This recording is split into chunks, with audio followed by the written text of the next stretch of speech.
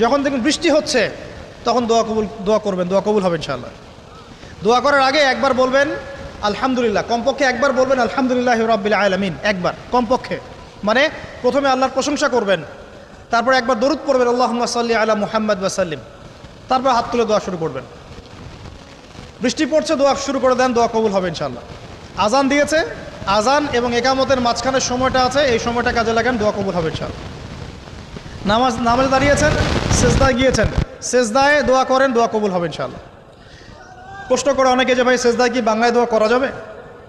হ্যাঁ যাবে, যদি আপনার নামাজটা নফল নামাজ হয়। কোন নামাজ হয়? ফরজ নামাজে করবেন না, নফল নামাজে করতে পারেন ইনশাআল্লাহ। সেজদায় বান্দা আল্লাহর সবচেয়ে কাছাকাছি থাকে, এই সময়ে বেশি বেশি দোয়া করতে রাসূল সাল্লাল্লাহু আলাইহি ওয়াসাল্লাম তাগিদ দিয়েছেন। দোয়া করলে ডাইরেক্ট কবুল হবে ইনশাআল্লাহ। পিতা মাতার খেদমত করে দোয়া করেন, দোয়া কবুল হবে।